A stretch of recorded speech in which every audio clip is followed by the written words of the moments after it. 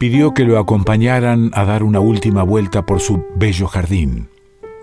Del brazo de una enfermera, entonces, con sus pasos inseguros y los ojos nublados, el viejo Efraín fue despidiéndose de cada una de sus plantas, de cada uno de sus árboles. Conmovidos, los nuevos inquilinos de la casona lo vieron andar a través de los caminitos, detenerse junto a algunos canteros, murmurar sobre algunas ramas floridas, acariciar hojas y troncos. Él mismo plantó todo, les comentó el dueño de la propiedad mientras se abanicaba con el flamante contrato de alquiler. Me contaron mis padres que hace 50 años, cuando le arrendaron la casa, este lugar no era más que una especie de potrerito. Él lo transformó en jardín con la asistencia de su mujer, que Dios la tenga en su gloria. ¿Y a dónde lo llevan ahora?, preguntó Damián, el hijo de la familia que al día siguiente iba a mudarse a esa vivienda. A un establecimiento para enfermos mentales. Los vecinos denunciaron que está medio loco el pobre. Y aunque es muy tranquilo, no es posible dejarlo acá. No tiene parientes y... Unos silbidos del viejo y su voz temblorosa llamando al chico interrumpieron la charla. —¿Es a mí el que necesita, abuelo? —gritó Damián, ya que el anciano se encontraba en el fondo del jardín, a unos 20 metros de ellos. —Sí, querido —le contestó la enfermera—, don Efra desea decirle algo antes de irse. De inmediato el chico correteó hasta su lado. Entonces la enfermera ayudó al viejo a sentarse en un banco de piedra, ubicado junto a una vigorosa y extraña planta que parecía ser su preferida, y se alejó un trecho. Mientras se tocaba la sien con un dedo índice en movimiento giratorio y entre risitas apenas contenidas, le dijo al chico: «Voy a confiarte un maravilloso secreto. Me ordenó que los dejes solos durante un ratito nomás. Espero que lo escuches con mucha atención, ¿entendiste?», y le guiñó el ojo. Damián se fastidió. Ya había sido suficiente para él con que la enfermera hubiera tratado de informarle que el viejito no estaba en sus cabales, mediante esa inequívoca señal que indica que alguien es chiflado, como para que dudara de su comprensión al punto de hacerle también una guiñada. Además, ¿por qué creía ella que un secreto maravilloso era síntoma de locura? Y cuando don Efraín le confió aquel secreto, digno de figurar en las páginas de los cuentos fantásticos que tanto le gustaban, Damián sintió que le hubiera encantado ser su nieto. Poco más tarde, cuando la ambulancia que trasladaba al anciano partió rumbo al manicomio municipal, nadie advirtió que los ojitos del muchacho estaban tan nublados como los del casi centenario ex jardinero. —¿Qué te contó, Dami? —le preguntaron sus padres, lógicamente intrigados, durante el trayecto en taxi hacia el departamento que, hasta esa jornada, era su casa. Inútil la insistencia por conocer las palabras que don Efraín había confiado a su hijo. —Es un secreto —les respondía el chico—, un secreto maravilloso.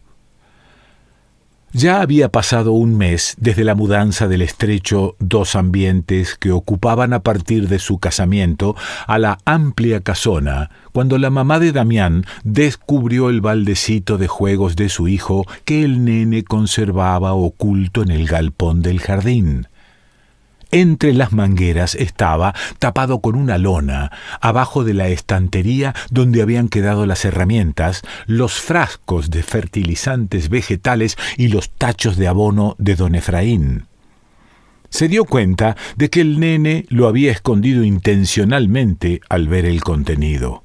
No pudo reprimir una exclamación de horror al comprobar que el balde estaba lleno de sangre. —No hay secreto maravilloso que valga, Damián. Papá y yo estamos furiosos. Y aunque te preguntamos, te juro que yo misma voy a sacudirte a zapatillazos en la cola hasta que nos cuentes qué significa esa sangre fresca que recolectaste en tu balde y de quién es y para qué diablos la pusiste en el galpón y por qué. La madre estaba muy inquieta tras el impresionante hallazgo. El padre, de miradas amenazantes, de esas que duelen como latigazos, acaso mucho más efectivas que cualquier discurso cuando uno transita la infancia y experimenta una muda impotencia frente al razonamiento de los adultos. Sin embargo, Damián resistió todo lo que pudo.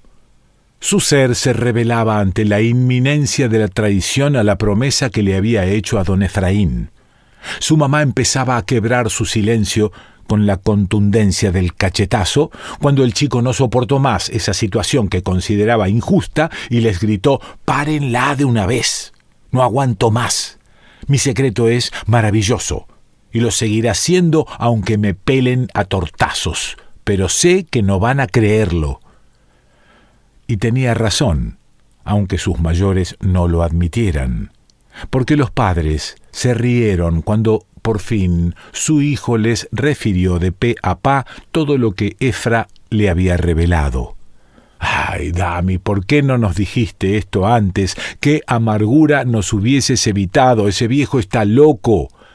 Así que nada menos que una mandrágora te encargó que cuidaras. Y la regaban con sangre de la carne que yo compro. ¡Ah!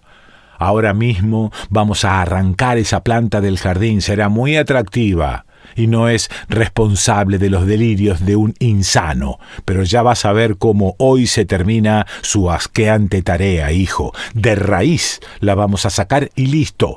«No, no, no la dañen, no la toquen, no», gritaba Damián, a la par que sus padres se dirigían, palas en manos, dispuestos a desalojar de la casa al vigoroso y extraño vegetal que se erguía junto al banco de piedra del fondo. La lluvia empezaba a ablandar la tierra, como para simplificarles la tarea de remover de su sitio al añoso ejemplar verde. Y llovió, mientras el chico insistía para que no le hicieran y sus padres punteaban y cavaban en derredor de la planta, desoyendo sus advertencias.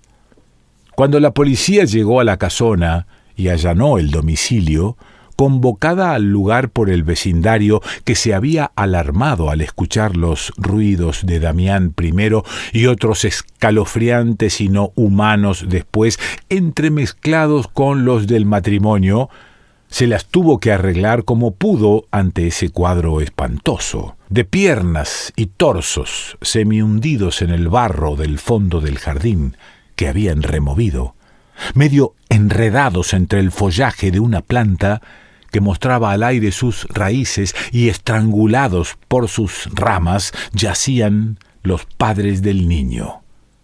Y él, desmayado sobre el pasto, próximo a sus cuerpos y con una mueca de terror en los labios. «¿Pero qué caracho pasó acá? Esto es un miserable yuyo», opinó el comisario a cargo de la investigación del misterioso episodio. Sin embargo, se asombró muchísimo cuando observó la raíz que reproducía con exactitud las formas del esqueleto de un hombre. El caso fue caratulado como muertes dudosas. Sin embargo, los médicos forenses habían asegurado que allí lo único dudoso, y muy, era el motivo que las había causado.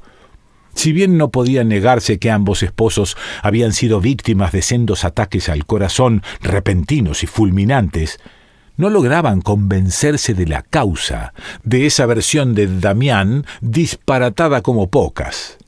Damián, único testigo visual de lo ocurrido, solo pudo contar lo que le había tocado, por desgracia, presenciar, recién una vez que se recuperó, en parte, del tremendo shock nervioso bajo cuyos efectos lo había encontrado la policía.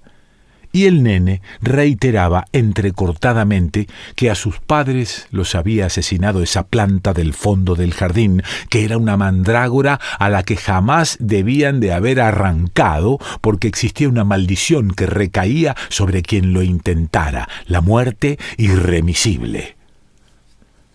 Los vecinos, en tanto, dijeron que no solo habían oído los desesperados gritos del chico y del desdichado matrimonio, sino otros, espantosos, como de ultratumba. Eran los de la mandrágora, repetía Damián alterado. Lanzó un aullido de los infiernos cuando mis padres tiraron con fuerza y la sacaron de raíz. Es una planta mágica. Pregúntenle a don Efraín. La policía consideró prudente no acosar más al pequeño, que fue entregado a la tutela de sus tíos.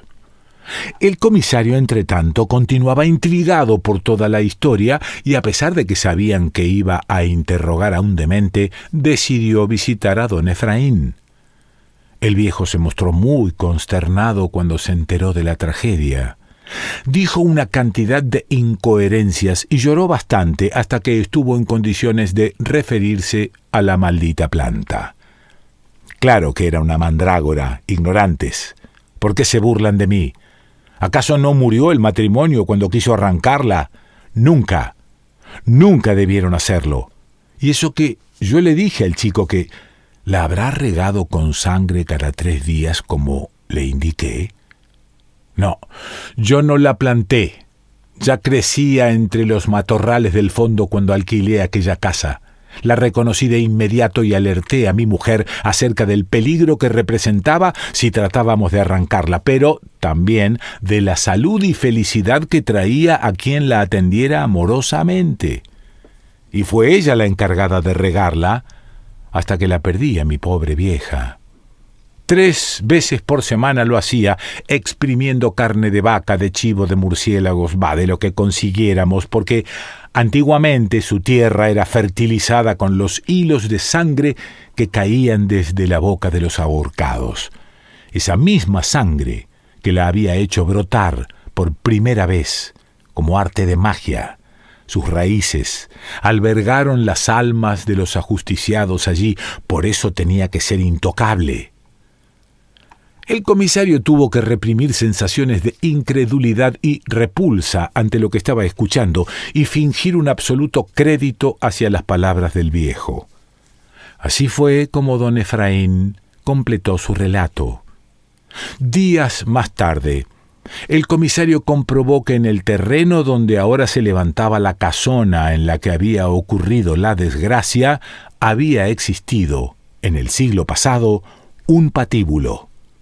Decenas de personas fueron a parar a su horca, instalada en el sitio justo donde había fructificado aquella planta que el viejo se empeñaba en catalogar como la mandrágora, y de la que acaso también crezca un ejemplar en nuestro propio jardín.